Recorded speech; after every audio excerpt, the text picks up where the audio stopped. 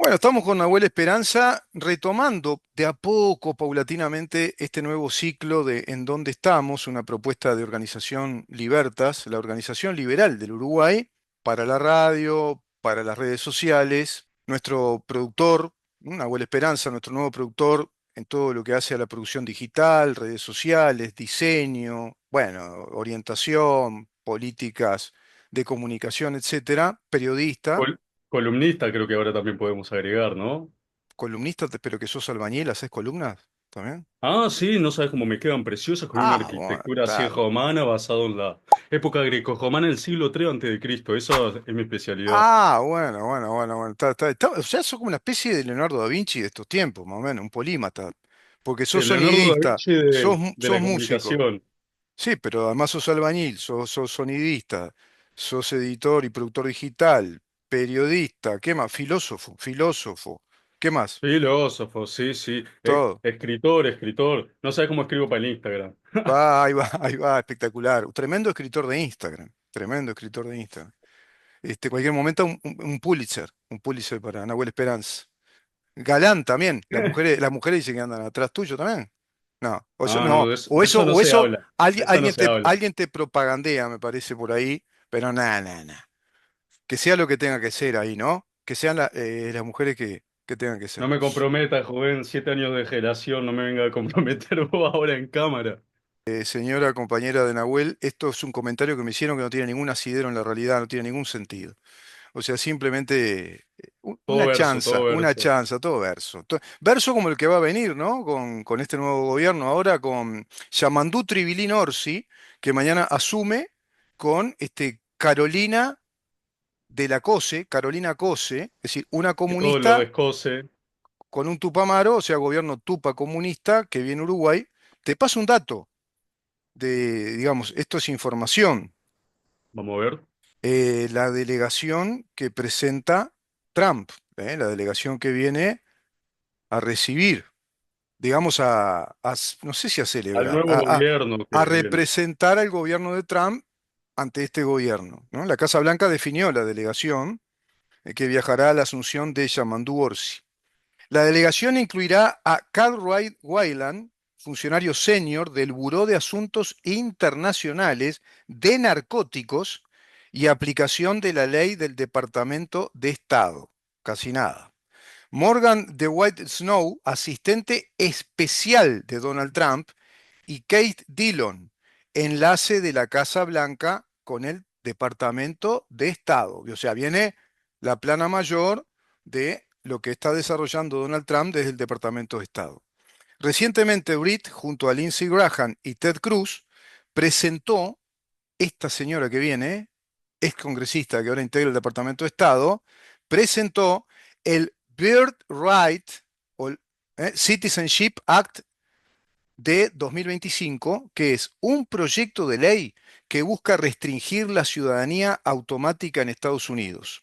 Esta iniciativa está en la línea con la controvertida orden ejecutiva de Donald Trump que propone eliminar la ciudadanía por nacimiento para los hijos de inmigrantes ilegales, indocumentados. Bien, yo voy a hacer este comentario. La controvertida ley, dice, ¿no? Esto se publica en búsqueda, la controvertida ley. Entonces yo me planteo, Nahuel, así que es controvertido plantear que se nacionalicen hijos de inmigrantes ilegales en un país. Por ejemplo, nuestra Constitución, cuando lo admite, sí, cuando admite la nacionalidad sanguínea, dice que solo si se es hijo de madre o padre uruguayo, transmite la nacionalidad vía sanguínea. Y si no, por territorio, ¿no? Es decir, si se nace en nuestro país. Pero si plantea las condiciones de legalidad de acuerdo a que los padres tienen que ser nacionales uruguayos para transmitir por sangre, se desprende que el hijo de ilegales no puede obtener la ciudadanía uruguaya porque solamente nació en el territorio. A ver, si ilegales tienen hijos en este país, por ejemplo, bueno, ¿qué situación jurídica implicaría? ¿Una situación de qué? De infiltración y de ilegales dentro de nuestro país que nos meten de contrabando sus hijos. Por ejemplo, voy a esto, aunque resulte antipático. Es como si legalizáramos la mercadería que entra de contrabando porque ya está instalada en el territorio nacional. ¿Qué hace el Estado uruguayo? La confisca. Vía judicial se hace la confiscación, el decomiso, se decomisa toda esa mercadería porque no se considera que es propiedad y que no es propiedad inclusive comercializable en el Uruguay, porque entró ilegalmente por contrabando. Ahora, si vos haces entrar por contrabando, ¿no? Con ilegales a mujeres embarazadas que al poco tiempo tienen un hijo, bueno, se arma un lío bárbaro si nacionalizás. ¿Por qué? Porque van a deportar a los ilegales por un lado y que los hijos van a quedar como nacionales del país. O sea, dividís ahí también un núcleo familiar.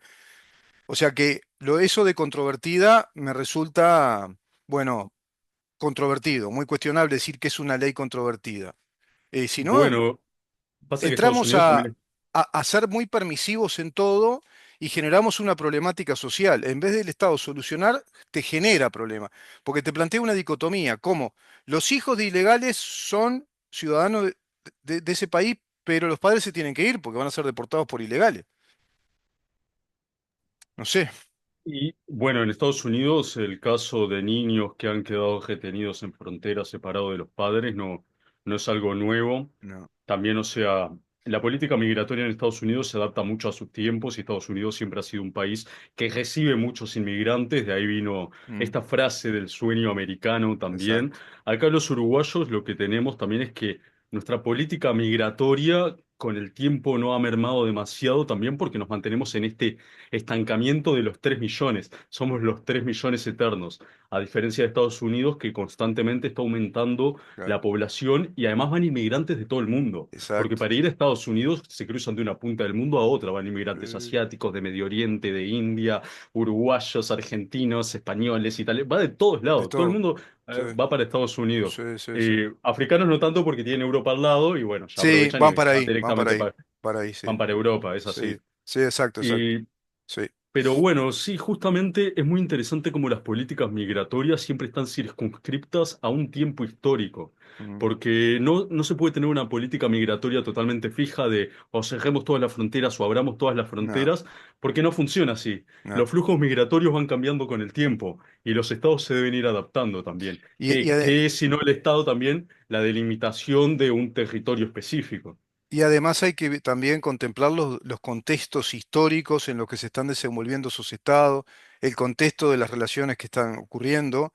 No era lo mismo la migración hacia los Estados Unidos de las primeras décadas del siglo XX o del siglo XIX, que incluso fueron poblando el país como pasaba acá, pero que también escapaban de una Primera Guerra Mundial, después otros de la Segunda Guerra Mundial. No era lo mismo la migración en la Europa de posguerra que una migración ahora que también tiene muchos componentes ilegales, trafican personas, hay trata de personas. Está el problema migracional en Europa enorme, ¿no? Que lo está planteando Meloni, por ejemplo, que lo planteaba esta alternativa por Alemania también de cortar con una inmigración indiscriminada, donde penetró mucha población islámica que no se asimila a la sociedad occidental europea. Entonces también te va a generar toda una problemática que ya la está viviendo Europa, que es una colonización de esas, digamos, colonias o comunidades islámicas que no se asimilan y además se hacen impenetrables. Y no sé si vos sabías que, por ejemplo, la Sharia islámica lo que plantea, que una vez que se instalan ellos con sus mezquitas, se lo considera desde la Sharia islámica territorio islámico. Entonces se empieza a armar todo un problema. Viven con sus Claro, reglas, viven con sus costumbres, se rigen por derechos que tienen que ver con el derecho teocrático islámico. Cuesta mucho que acepten, digamos, el régimen legal de esos países occidentales.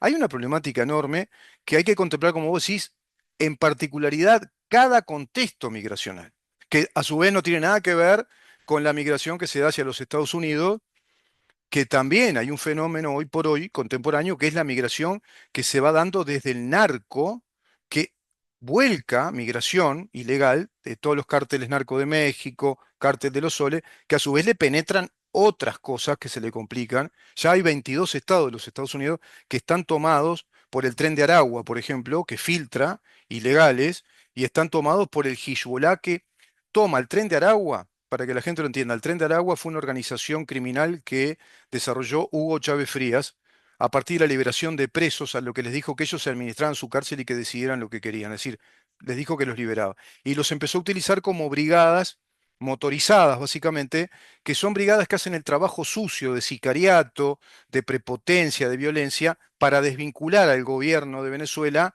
con esas bandas que aparentan ser extragubernamentales. Bueno, eso ya está confirmado desde una montaña de archivos de inteligencia de los Estados Unidos, el Departamento de Justicia de los Estados Unidos, las agencias de investigación, pero también de los investigadores venezolanos, de que el Tren de Aragua es una superorganización criminal que trabaja con Hezbollah y es una subsidiaria, hace el trabajo sucio de Hezbollah, atentados terroristas.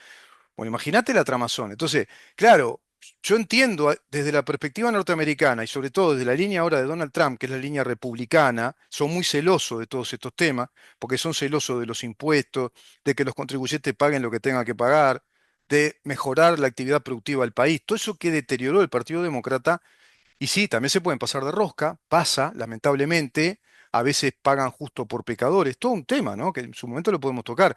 Hay una injusta situación con venezolanos, por ejemplo, en estas deportaciones que se están haciendo, pero son paulatinas. En cambio, el gobierno demócrata hacía lo que vos decís, Nahuel, indiscriminadamente separaba igual hijos de padres y fue con Barack Obama, por ejemplo. Hubo más deportaciones con Barack Obama que con el gobierno de Donald Trump.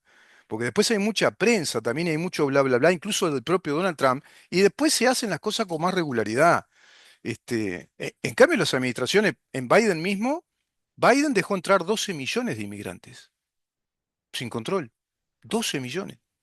Sí, claro, justamente por ahí también es que se plantea que en esta nueva administración de Donald Trump empiecen con todo este tema de directamente empezar a regularizar de manera más eficiente todo el Claro, tema de la inmigración en Estados Unidos. Es claro, posterior a la administración Biden. claro, Y inclusive la anterior administración de Donald Trump, también lo que se impulsó mucho fue desde la discursiva todo este tema del muro con México. Pero en exacto. realidad tiene una buena concentración de voto latino Donald Trump y Ujú, durante su administración no hubo tantas deportaciones como hubo en la administración de Obama, como vos bien decís.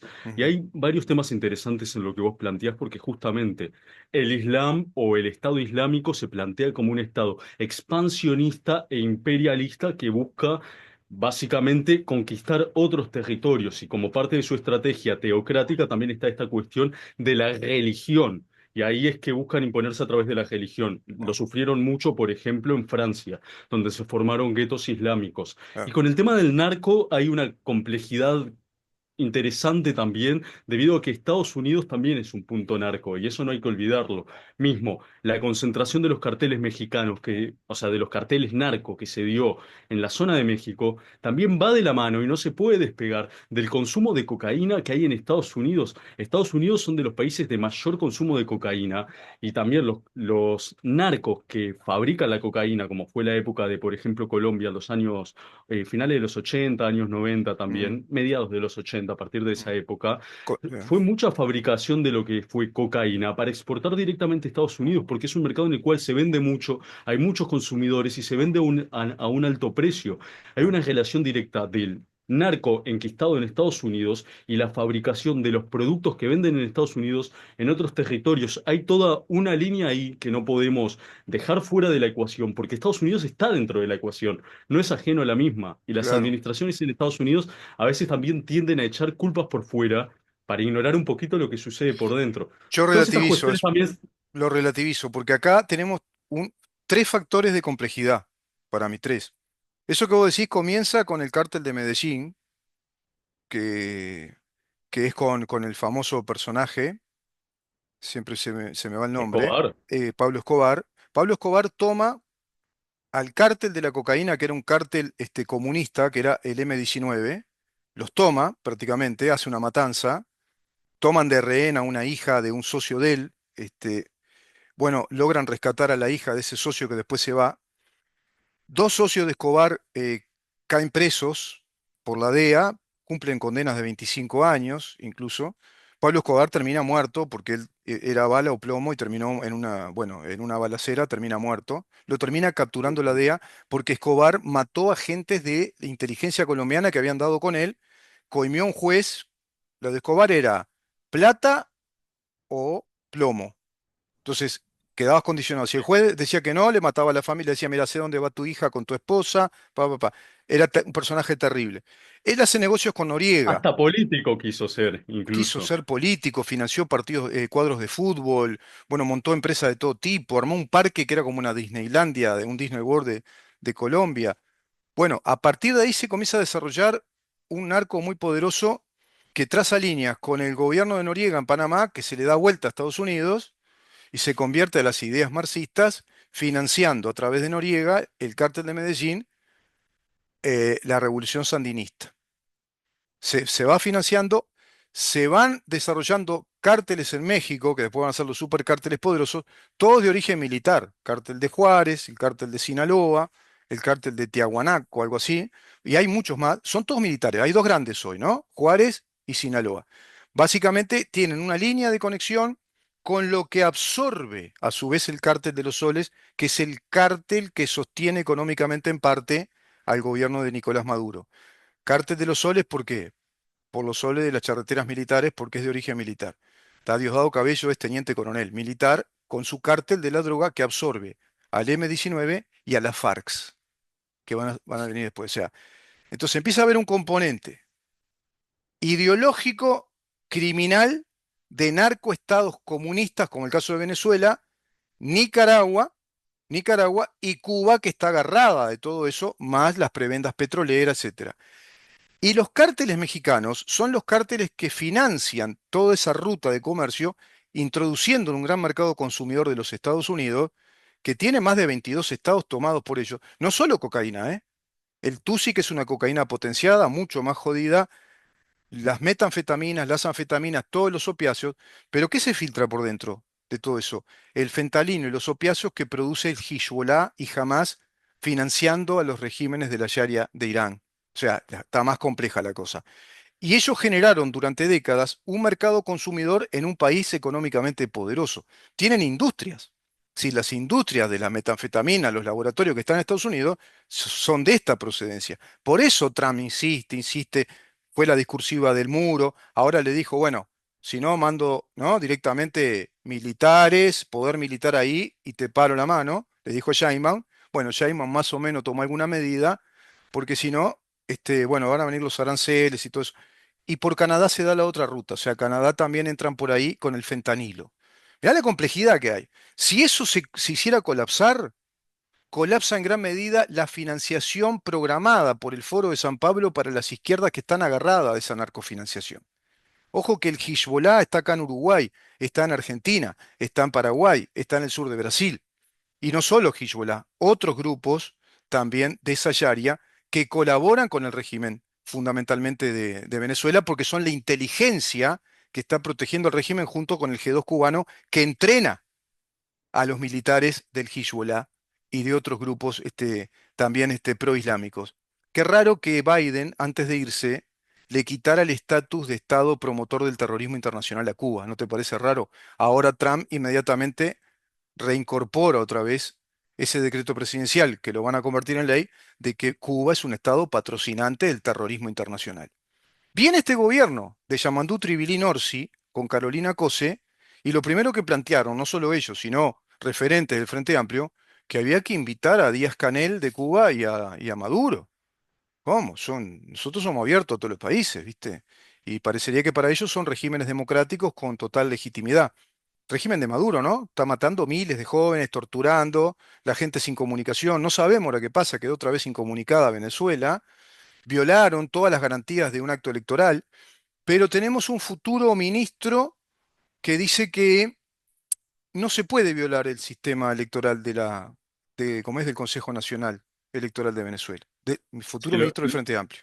lo cual es un absurdo completo porque ya ha quedado demostrado que el sistema está cooptado por el propio gobierno de Venezuela. Ah, De hecho, la empresa que les vendió el sistema electrónico para realizar todo lo que es el sistema de votos en Venezuela demandó al propio Estado venezolano por trucar el sistema que ellos le vendieron y claro, le jodieron la propia imagen internacional a la empresa. claro, Justamente todo lo que planteas es un tema muy interesante porque de ahí también surge que hace un par de años, bueno, hace ya varios años se diera todo el conflicto en Afganistán, por claro, ejemplo, por todo el tema de las amapolas. Y también en estos países se quejan de que, por ejemplo, esa es una capacidad productiva que tienen desde el propio país, pero también se traduce en la venta de opiáceos en países como Estados Unidos. Ahí hay un conflicto internacional que sí, es un entramado bastante complejo, pero también sí, es bastante complejo porque en todo el mundo hay consumo de distintas drogas. Y Estados sí, Unidos, al ser un mercado tan grande, mm, es uno de los países de mayor consumo. justamente, por ejemplo, en Uruguay también se da el fenómeno de las adulteraciones, porque Uruguay no es un mercado atractivo para la venta de los productos que se venden, por ejemplo, no sé, en Bélgica, por ponerte un Sí, ejemplo, sí, sí. o en las Islas Canarias. Uruguay no es un mercado atractivo, por eso en Uruguay llega el chiquitaje, la porquería, la Sí, pasta base, toda sí, esa porquería que se sí, vende en Uruguay. sí, sí. Uruguay no es un mercado atractivo, es un mercado pequeño y bueno, pero igualmente llega. ¿Pero por qué? Porque también somos una ruta. Puerto de Montevideo es un lugar muy interesante para, por Sí. ejemplo, exportar hacia Europa. Exacto, es una Todo, ruta de tránsito. nosotros también nos vemos imbuidos dentro de toda esta ruta del narcotráfico a nivel internacional, que viene ya justamente desde el siglo pasado, al menos en lo que es Sí, Sudamérica, con fuertes conexiones con movimientos políticos de izquierda sí. que en su momento eran terroristas. Y bueno, en Uruguay las tupabandas de los años 90, por poner un Por ejemplo. ejemplo, por Eso es un ejemplo. ejemplo Sí, totalmente directo que tenía sí, conexiones con la ETA de España y que en los exacto. años 90, por ejemplo, se dio todo el tema del filtro, Sí, sí. pasaportes falsificados para que entraran españoles a Uruguay, bajos, bueno,